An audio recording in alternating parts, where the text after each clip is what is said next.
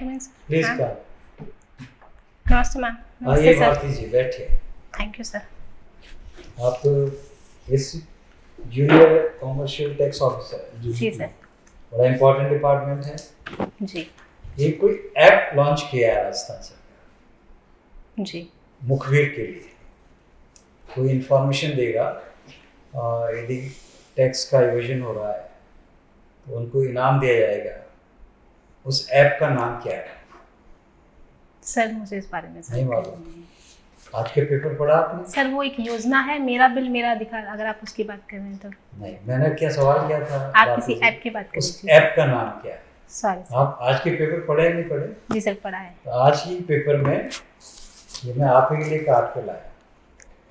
इस ऐप का नाम है इन्फॉर्मर ऐप, मुखबिर ऐप, और 25 लाख रुपए का इनाम है। जो भी किस चीज़ की इंफॉर्मेशन देगा, सबसे पहले आप ही के डिपार्टमेंट आबकारी एंड वाणिज्यिक कर में जहाँ पर भी यदि राजस्व की हानि हो रही है उसको रोकने में कोई इंफॉर्मेशन देगा, उसको 25 लाख रुपए की इंफॉर्मेशन दी जाएगी। सॉरी सर, मैं ठीक है, पढ़ नहीं पाई इसको।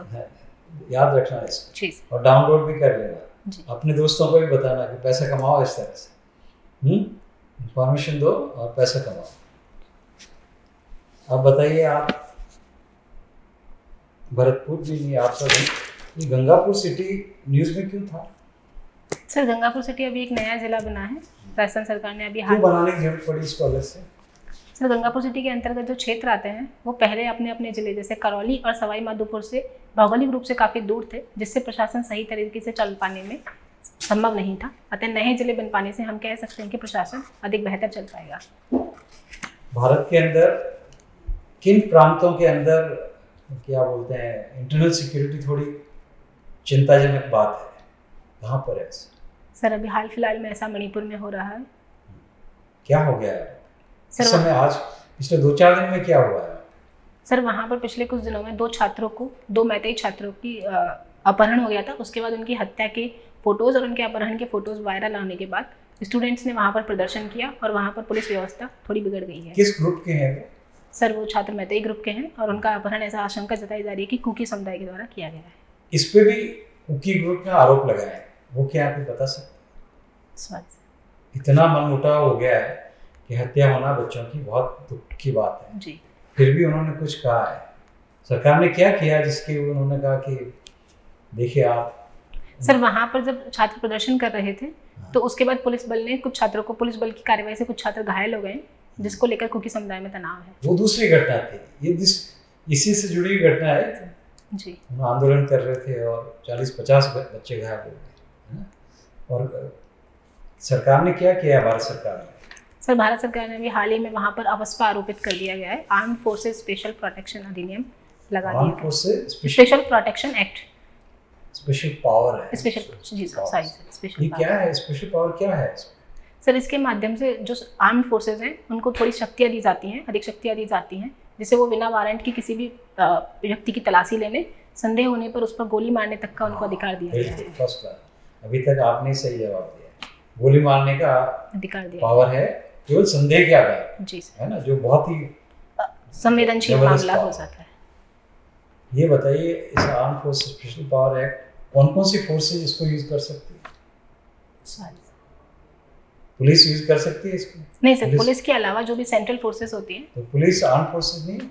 सर पुलिस को आर्म फोर्सेज में हम काउंट नहीं करते हैं। हम कौन होते हैं काउंट करने वाले?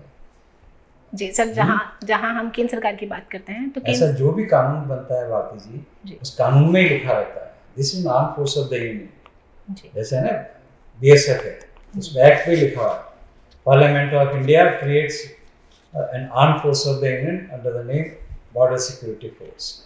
तो आर्म फोर्सेस में army, navy, air force and central paramilitary force, not district police और स्टेट पुलिस। अभी बताइए कि मेडल मिल रहे हैं भारत को भी, राजस्थान की किन किन महिलाओं को मेडल मिले हैं? तो 2-3 नाम बताएं। किस इवेंट में मिले हैं? सर एशियन गेम्स में। एशियन गेम्स की बात? जी सर, घुड़सवारी में राजस्थान की एक महिला है, बालिका है, डॉक्टर कृति भारती। उन्हें गोल्ड मेडल मिला है घुड़सवारी में टीम इवेंट में। महिलाओं में मैं फिलहाल इतना ही याद कर पा रही हूँ। इसके अतिरिक्त एक दिव्यांश पवार नाम के खिलाड़ी हैं जिन्हें निशानेबाजी में गोल्ड मेडल अभी तक कितने गोल्ड मेडल मिल चुके हैं इंडिया को? Sir 6 gold medal. 6, very good. तो उसको फॉलो करते रहिए आप, खास करके महिलाओं वाले तो याद रखना है आप, 2-4-5 नाम तो याद रखिए किस इवेंट में और किस में। महिलाओं के लिए राजस्थान सरकार की क्या क्या योजना है, भारत सरकार की भी क्या क्या योजना है, दो बताइए जो बड़ी कल्याणकारी योजना है। जी सर, महिलाओं के लिए राज्य सरकार द्वारा शिक्षा के क्षेत्र में कालीबाई भील स्कूटी योजना दी जा रही है। इसके अतिरिक्त अभी हाल फिलहाल में इंदिरा गांधी निःशुल्क मोबाइल वितरण योजना शुरू की गई है। राज्य सरकार द्वारा बेटी बचाओ बेटी पढ़ाओ योजना एवं उज्ज्वला योजना। और एजुकेशन के अंदर एजुकेशन की खबरें पढ़ते होंगे, राजस्थान के अंदर एक बड़ी इंपॉर्टेंट पोजीशन पे पहली बार महिलाओं को लगाया गया। जी सर। 74 साल। वो कौन है, नाम क्या है, कौन सी संस्था है? जी सर, अभी हाल ही में उन्हें राजस्थान यूनिवर्सिटी की पहली महिला कुलपति नियुक्त किया गया है, जिनका नाम है प्रोफेसर अल्पना मैम। पूरा नाम क्या है?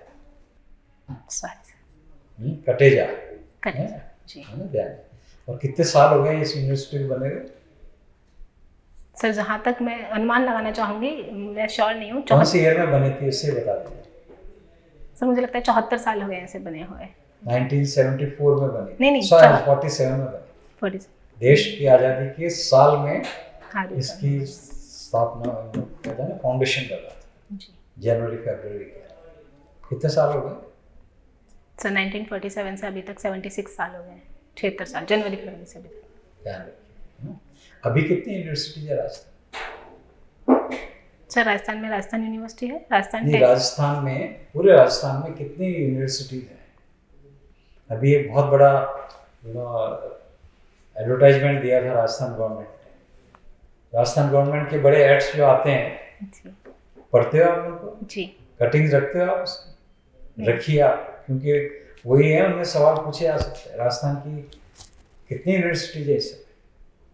सर राजस्थान देश आजाद हुआ उस समय एक थी, वो भी फाउंडेशन डला था, बनने में बहुत टाइम लगता है, परंतु अभी कितनी है? सर अभी 3 तो मैं याद कर पा रही हूँ। Rajasthan technical university Kota. नहीं, नाम मत, नंबर ही पूछ रहा हूँ सर। 4 होनी चाहिए। राजस्थान में 4 यूनिवर्सिटी है। 93 कहाँ 4 और कहाँ 93? 93 यूनिवर्सिटी। कहते हैं जो हिंदुस्तान में सबसे ज़्यादा है राजस्थान, जहाँ एक भी नहीं थी पहले।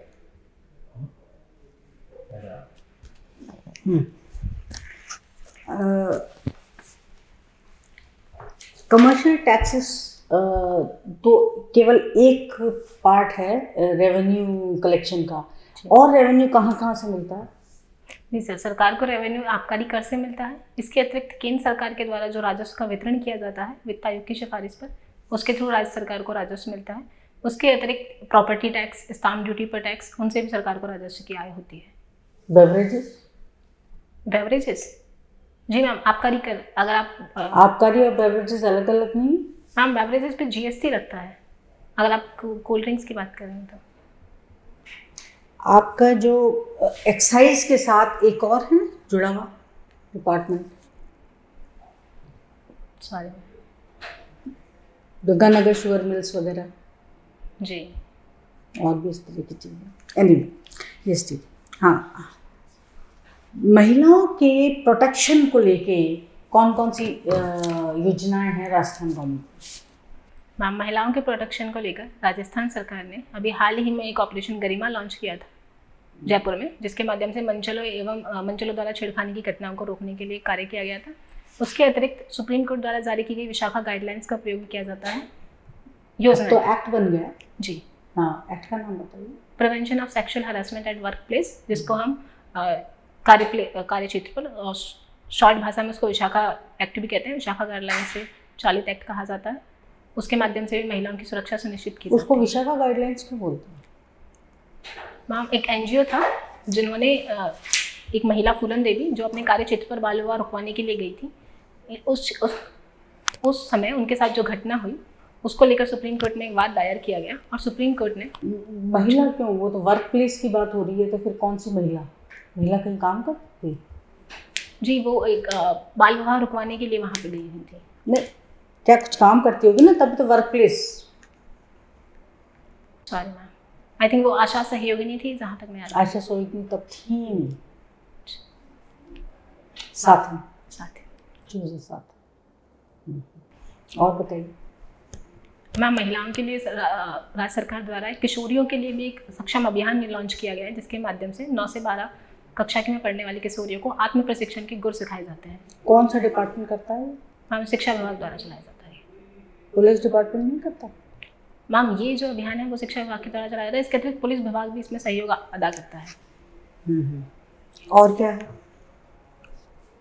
अगर किसी के साथ किसी भी प्रकार का डोमेस्टिक वायलेंस होता है या कोई घटना होती है तो उस महिला को कहाँ भेजेंगे पहले?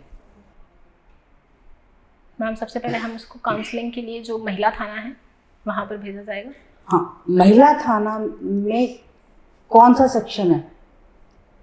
सॉरी मैम, महिला सुरक्षा सलाह केंद्र। जी, पूरे राजस्थान में जितने भी महिला थाना है उनमें महिला सुरक्षा सलाह केंद्र है, और महिला डेस्क भी है, और इसके अलावा सखी केंद्र भी हैं। आप ये जो 33% या जो पार्लियामेंट में जो रिजर्वेशन की बात हुई है, इसमें आपकी क्या ओपिनियन है? जो वुमेन को जी रिजर्वेशन की बात है। हाँ, मेरा मानना है कि चूंकि हम आंकड़ों की बात करें तो भारत सरकार में अभी भी संसद में मात्र 15% महिलाएं हैं, जो पूरे विश्व में बहुत कम स्तर पर है।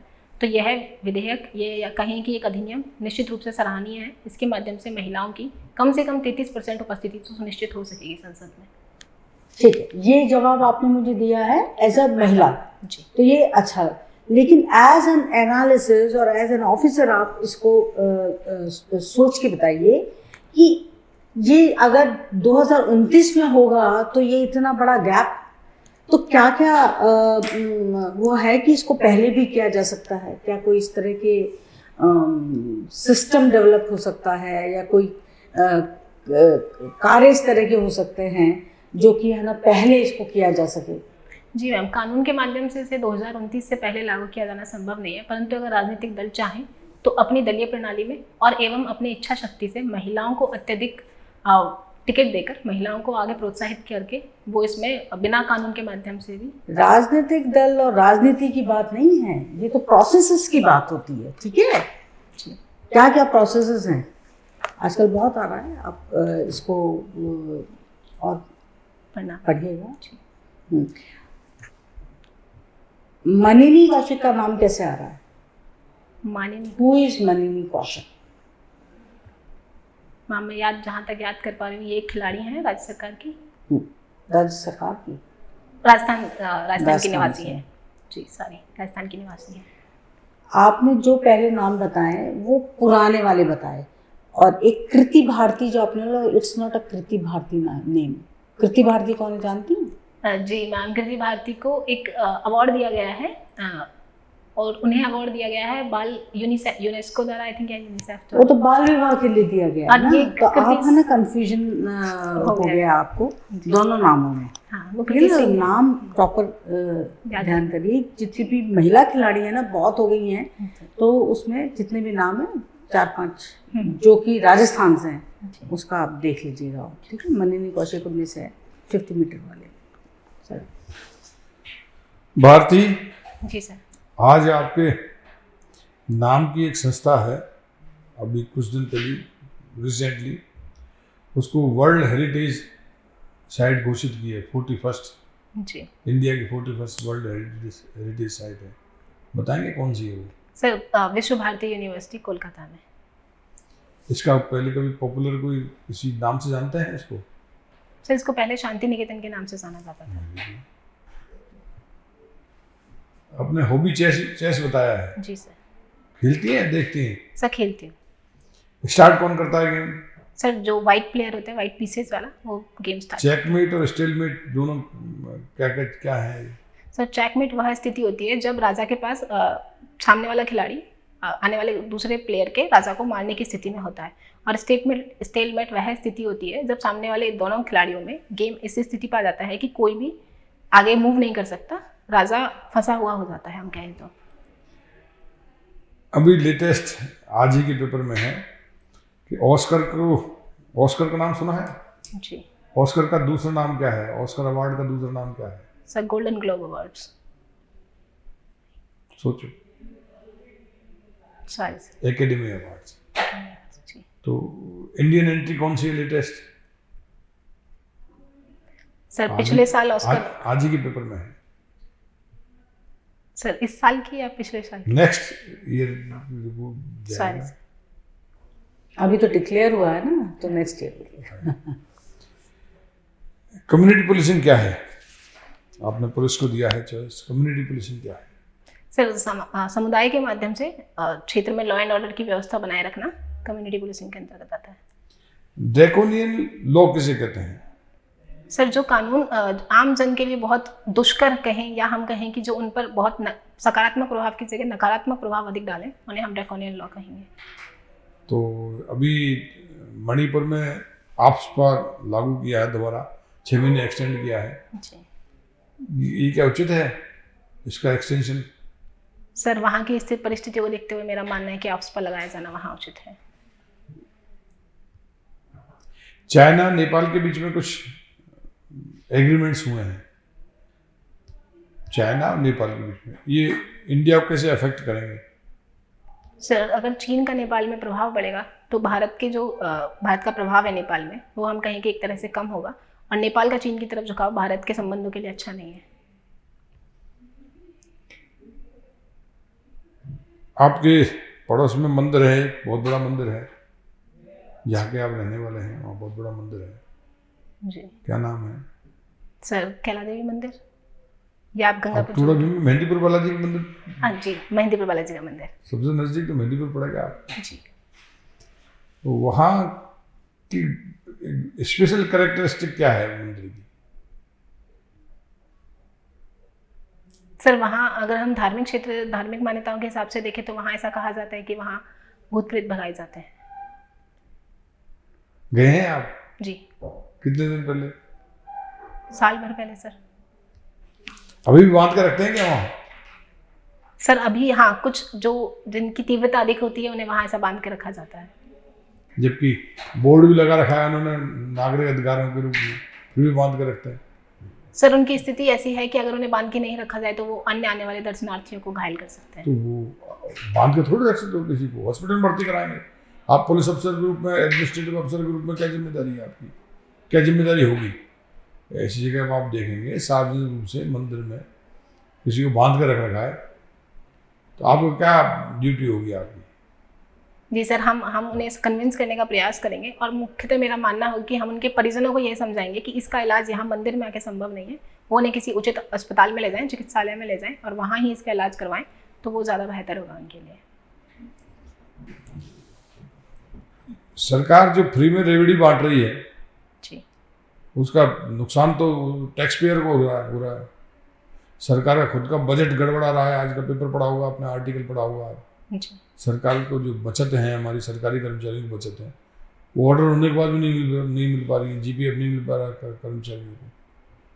तो फ्रीबीज बांटना से फायदा हो रहा है, नुकसान हो रहा है?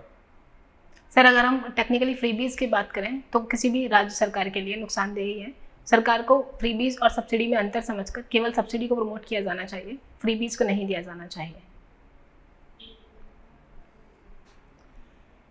इंटरनेशनल एग्रीमेंट्स होते हैं, उनमें ये बात कहते हैं कि सब्सिडी बंद की जाए, जी। और आप कह रही हैं सब्सिडी बढ़ाई जाए। सर, सब्सिडी लॉन्ग टर्म के लिए किसी भी क्षेत्र के लिए ज़रूरी हो जाती है। अगर हम सरकार की संवैधानिक दायित्वों को देखें जो डीपीएसपी में उनके लिए दिए गए हैं, तो उनके माध्यम से भी अगर हम किसी भी वर्ग को सब्सिडी देंगे तो वह उस वर्ग की सामाजिक समता और उनका सामाजिक विकास सुनिश्चित करेगा। इंटरनेशनल फोरम्स पर इंटरनेशनल एग्रीमेंट्स पे ऐसा इसलिए कहा जाता है क्योंकि अगर हम अपने क्षेत्र में सब्सिडी देते हैं तो उससे उत्पादों की दर कम हो जाती है, और वहाँ उन उत्पादों की प्रतिस्पर्धात्मक व्यवस्था होने के कारण उस देश के उत्पादों को उचित मूल्य नहीं मिल पाता है। परंतु हमें अपने देश के लाभ के अनुसार ही कार्य करना होगा।